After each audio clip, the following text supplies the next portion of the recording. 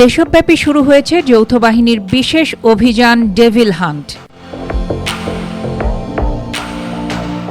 ৮ ফেব্রুয়ারি শনিবার রাত থেকে শুরু হয়ে ৯ ফেব্রুয়ারি রবিবার দুপুর পর্যন্ত মোট ১,৩০৮ জনকে গ্রেপ্তার করেছে পুলিশ।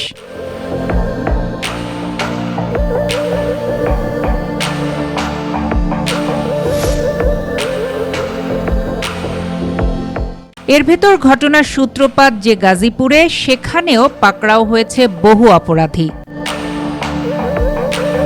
ইংরেজি শব্দ ডেভিলের অর্থ শয়তান আর হান্ট অর্থ শিকার, ফলে ডেভিল হান্টের অর্থ দাঁড়ায় শয়তান শিকার করা। সংশ্লিষ্টরা বলছেন, স্বরাষ্ট্র মন্ত্রণালয় ঘোষিত ডেভিল হান্ট বলতে দেশ বিরোধী চক্র, সন্ত্রাসী ও দুষ্কৃতিকারীদের বোঝানো হয়েছে। এ বিষয়ে ৯ ফেব্রুয়ারি স্বরাষ্ট্র উপদেষ্টা তার ব্যাখ্যায় বলেন, ডেভিল বা শয়তান যতদিন শেষ না হবে ততদিন পর্যন্ত অপারেশন ডেভিল হান্ট চলবে। যারা দেশকে অস্থিতিশীল করবে তাদের টার্গেট করেই ডেভিল হান্ট অপারেশন চালানো হবে।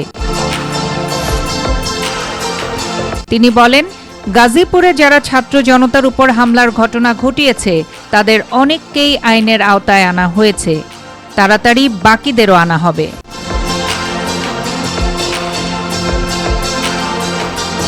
স্বরাষ্ট্র মন্ত্রণালয় সূত্রে জানা যায়, এ অপারেশন যৌথভাবে পরিচালনা করছে সেনাবাহিনী, বিজিবি, র্যাব, পুলিশ ও পুলিশের গোয়েন্দা শাখা ডিবি। গোয়েন্দা সংস্থাগুলোর তথ্য অনুযায়ী বিভিন্ন প্রযুক্তি ব্যবহার করে অপারেশনে সন্ত্রাসীদের গ্রেপ্তার করা হবে। স্বরাষ্ট্র মন্ত্রণালয় এও জানিয়েছে, পতিত আওয়ামী লীগের সন্ত্রাসীরা দেশের আইন শৃঙ্খলা পরিস্থিতি যেন নষ্ট করতে না পারে, সেজন্যই এ অপারেশন পরিচালনা করা হচ্ছে।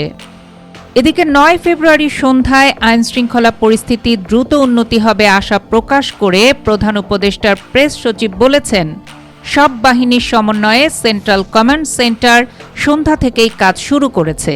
এখানে প্রত্যেকটা বাহিনীর প্রতিনিধি থাকবেন, কন্টিনিউয়াসলি এটা মনিটরিং হবে। তবে বিশ্লেষকরা বলছেন, এ ধরনের অভিযান বর্তমান সরকারের জন্য সবচেয়ে বড় চ্যালেঞ্জ, কারণ সাধারণ জনগণ মুখিয়ে আছে দেখবার জন্য সত্যি ডেভিল বা শয়তান নিধন চলছে শান্তি শৃঙ্খলা ফেরাতে, নাকি এই বিশেষ অভিযান কেবলই নির্দিষ্ট কিছু ডেভিল কিংডমে পরিচালিত হবে। সে যাই হোক, শুভকামনা রইল ডেভিল হান্টারদের জন্য।